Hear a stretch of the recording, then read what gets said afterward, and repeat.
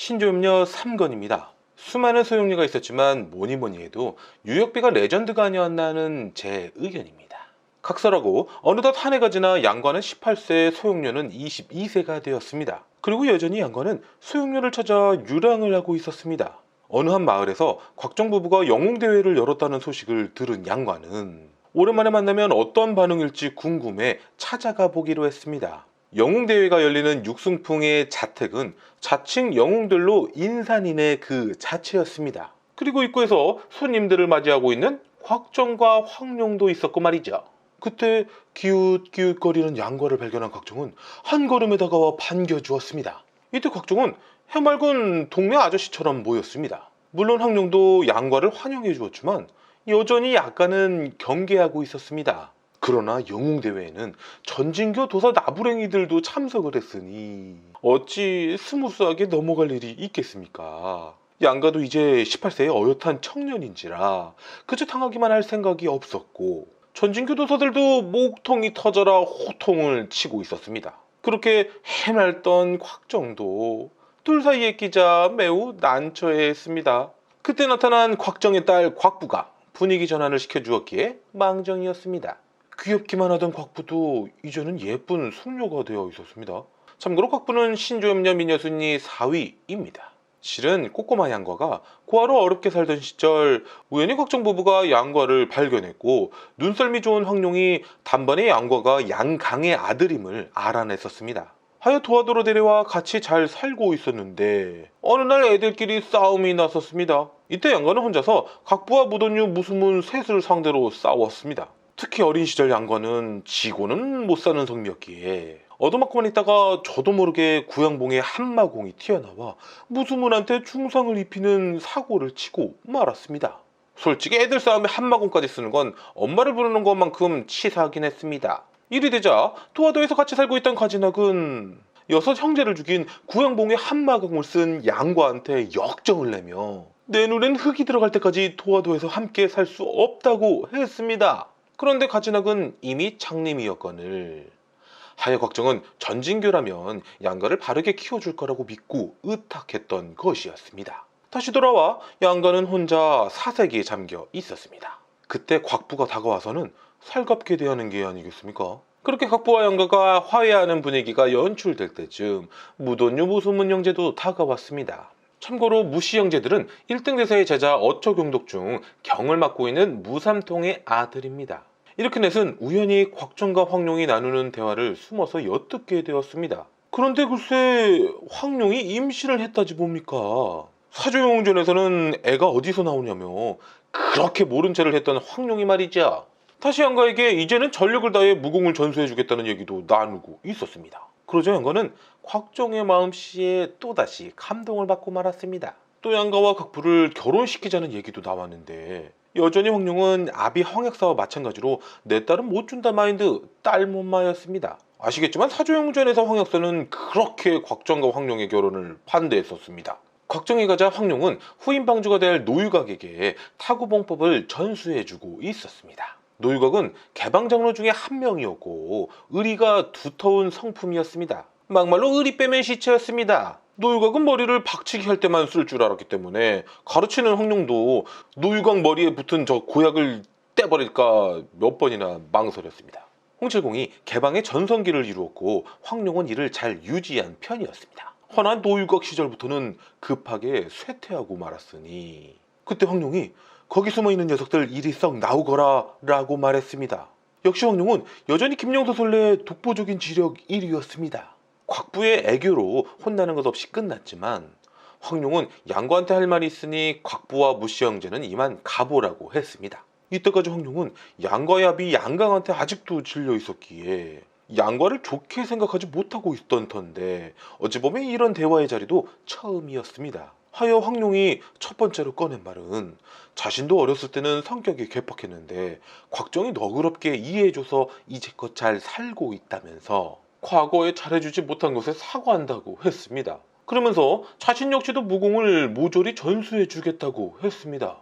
실제 이 당시 양가와 황룡의 무공은 비슷한 지경이었지만 양과는 자신을 아껴주는 마음에 황룡에게 쌓여있던 서운함도 이제 모두 사라졌습니다. 이때 양가는 무시하거나 동정하는 것에는 거의 병적으로 분노가 폭발했고 아주 작은 관심과 배려에는 과하게 감동을 하곤 했습니다. 아마도 김영 선생님께서는 양과를 애정결핍으로 설정하지 않았나 싶습니다. 그날 저녁 수백 명의 강호인들이 모인 영웅대회가 시작되었습니다. 예정대로 노유각은 개방방주로 취임이 되었고 말이죠. 그리고 개방의 방주로 된 사람은 모든 사람들한테 침을 맞아야 하는 규칙이 있었는데 어쩐지 노유각한테는 저 역시 침을 뱉고 싶었습니다. 퇴! 이제 각종의 영웅대회의 주최자로서 모두들에게 말했습니다. 몽골 오랑캐들에 맞서 싸울 우리들을 이끌어줄 맹주가 필요하다고 말이죠.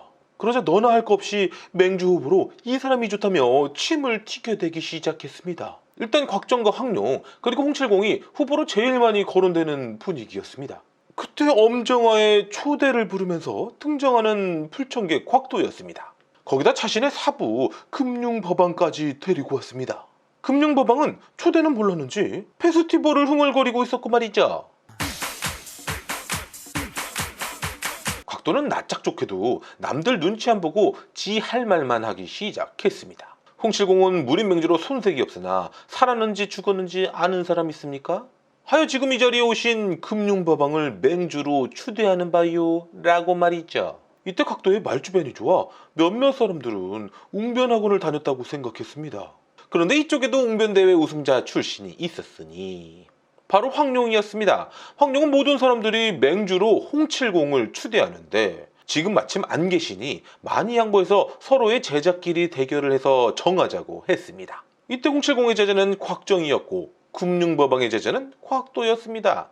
곽도도 만만치 않은 자였습니다. 그럼 각각 3명씩 나와 3판 2선으로 승부를 보자고 했습니다.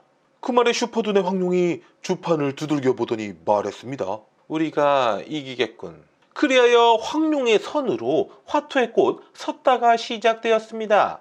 첫 번째로는 1땡 주자류가 준비했고 두 번째로는 장땡 곽정을 준비했으며 이렇게 두 판을 먼저 이겨버리면 승리로 끝나기 때문에 세 번째는 버리는 패로 8끝 정도의 학대통을 준비했습니다. 하여 1땡 주자류가 먼저 나왔고 상대로는 곽도가 나왔습니다. 여기서 가장 중요한 승부수는 첫 번째 판을 반드시 이겨야 하는 것이었습니다. 참고로 주자류는 1등 대사의 제자 어처경독 중 독을 맞고 있었습니다. 섰다를 칠 때 이런 말이 있습니다. 여자에게 한눈을 팔지 말라고요. 그동안 손은 눈보다 빠르다고 생각해왔지만 지금 이 순간에는 눈보다 빠른 것이 없었습니다. 이곳에 소용료가 나타나자 모든 시선이 소용료에게 고정되었습니다. 그리고 수많은 이파를 뚫고 나와 소용료를 애절하게 보는 사람, 바로 양가였습니다. 그렇게 양가와 소용료는 황룡하우스에서 다시 만나게 되었습니다. 전편에서 소용료는 양가에게 실망하여 모습을 감추었다가 시간이 지나자 양가가 너무 그리워 양가 찾아 산만리 중이었습니다. 그런데 소용료는 돈을 주고 음식을 사 먹는 법도 모를 정도로 세상 물정 몰랐고 그저 이곳에 사람이 많이 모인다고 해서 와본 것이었습니다. 모든 시선을 한 몸에 받고 있었지만 양가와 소용료는 그저 서로만 바라봤고 애정 깊은 말투로 이제부턴 어디서든 같이 있자고 했습니다. 곽정 부부는 양가가 애인이 생겼구나 생각했고 어떤 이들은 양가를 배아파했습니다. 그만큼 소용료의 미모는 압도적이었습니다. 이제 드디어 맹주 자리를 건 첫 번째 싸움이 시작되었습니다. 이때 주자류와 곽도의 무공은 150인력으로 같았으나 곽도의 무공 150인력은 비열함 플러스 반치까지 합친 수치였기에 순수 무공은 좀 딸렸습니다. 싸움은 금세 격정적으로 흘러갔고 조금씩이지만 곽도가 밀리고 있었습니다. 곽도는 이대로는 질 수 없었기에 최후의 발악으로 자신의 필살기를 꺼내들었지만 결국 허무할 정도로 주재료의 주특기 일량지에 혈도가 집혀버리고 말았습니다. 어라? 그런데 오히려 주자류가 그대로 나자빠졌고 부상마저 입고 말았습니다. 알고 보니 주자류가 혈도를 짚어 이긴 건 맞았으나 금세 혈도를 풀어주는 바람에 그 사이 각도가 암기를 날려 주자류를 쓰러뜨린 것이었습니다. 이는 다 이긴 판에 주머니에서 숨겨둔 화투장이 나온 것과 같았습니다. 이렇게 말이죠. 잠깐만. 주머니로 손이 가! 이거 뭐야?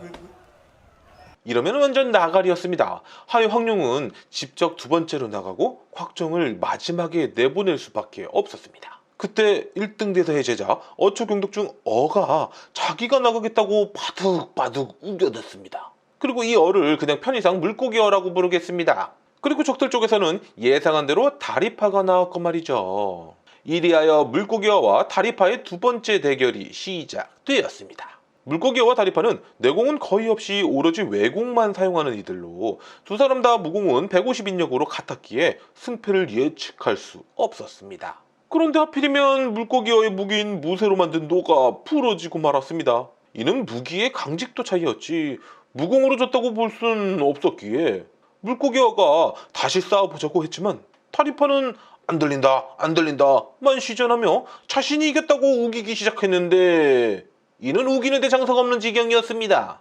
마침 동시에 물고기어의 부러진 무쇠노가 소용료 앞으로 떨어지는 바람에 양가와 소용료에 흥을 깨버리고 말았습니다. 이리 되자 양가는 누가 감히 소용료에게 이런 걸 던졌냐며 앞으로 나왔습니다. 왜 있잖아요. 남자들은 내 여자 앞에서는 왠지 센 척하고 싶은 거. 곽도가 그런 양가 보고 어린 놈은 빠지라고 하자 양가는 곽도에게 덤벼들었습니다.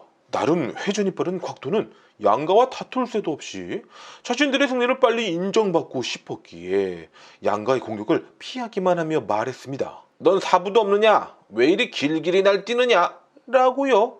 그 말에 양가는 매우 자랑스러운 말투로 나의 사부님은 바로 소용료라고 했습니다. 그러자 전진교인들만 제외하고 모두들 양가가 거짓말로 장난을 치는 줄 알았습니다. 소용료는 22세였지만 생긴 건 곽부보다도 어린 소녀로 보였기 때문입니다. 거기다 좀 전까지 양가와 소용료는 다정한 연인처럼 행동했으니까요. 이에 곽도는 양가에게 장난도 사람 봐가면서 치라며 화가 날 때까지 나버렸습니다. 하여 너 이리 나와 라는 소리로 양가와 곽도의 싸움이 벌어졌습니다. 이때 곽종은 양가가 걱정되었지만 황룡은 이미 소용료와 양가가 고수임을 어느 정도 눈치채고 있었기에 일단 싸움을 전개시켰습니다. 그래야 양가와 곽도의 싸움이 시작되자 모두들 양가의 실력에 놀라고 말았습니다. 이는 곽도도 마찬가지였습니다. 양가는 곽도와 같은 150인력이었으나 양가는 곽도가 가지고 있는 반칙 실력도 같이 겸비하였기에 결국 양가의 반칙 기술로 곽도는 완벽히 패배하고 말았습니다. 그러자 다리파가 다시 나왔습니다. 여기서 양가가 다리파마저 이긴다면 이는 완전 새로운 판이 되어 주자리와 물고기어의 패배를 초기화할 수 있는 매우 좋은 기회였습니다. 그러나 좀 전과 같이 역시 양가의 장검도 부러져 버리고 말았으니 그러자 금세 양가에게 위기가 찾아왔습니다. 그럼 출동해야 했습니다. 바로 황룡 18장의 곽정이 말이죠. 이 세상에서 가장 강력한 장력은 바로 곽정의 항룡 18장이었습니다. 그런데 그런 항룡 18장을 막아서는 이가 있었으니 바로 금융법왕이었습니다. 물론 금융법왕은 오졸꽃 고수임에는 이견이 없지만 엄밀히 말하면 곽정은 600인력, 금융법왕은 500인력이었습니다. 이유는 이후에 500인력 9천인보다도 못한 모습을 보여주기 때문입니다. 하여 저는 금융법왕이 500인력이라고 우기는데 창사가 없는 지경이었습니다. 곽정이 금융법왕에 막혀 양가를 도와줄 수 없게 되자 양가는 구음진경을 사용했고 그러자 위기에서 벗어날 수 있었습니다. 황룡은 어찌 양가가 구음진경을 알고 있을까 했지만 지금은 그런 걸 따질 때가 아니라고 생각하곤 즉시 양가한테 외쳤습니다. 과야 이혼대법을 사용하거라. 이혼대법을 말이다. 오랜만에 해보겠습니다. 이혼다법. 이혼대법에 걸리면 성대는 뭐든 따라하게 되어 있었습니다. 생각해보면 다리파의 지능을 높게 쳐줘도 노일각 정도로 보이기 때문에 이혼대법 맛집으로 볼 수 있었습니다. 이처럼 다리파는 양가와 모든 행동을 똑같이 하는 지경이 되었고 양가가 손으로 얼굴을 세게 내리치는 행동을 하자 이를 그대로 따라했고 결국 지 얼굴을 너무 세게 쳐버려서 그대로 기절하고 말았습니다. 곽도는 자신의 주특기 반칙 공격에 데려당하고 다리파는 세상에 큰 웃음을 주었으니 이때 가장 분통 터지는 사람은 바로 금융법왕이었습니다. 하여 양가에게 다가가 진지하게 물었습니다. 자네의 사부는 누구인가? 라고요. 그 말에 양가는 환하게 웃으며 소용료를 가리켰습니다. 어찌 어린 소녀가 사부처럼 보일 리가 있겠습니까?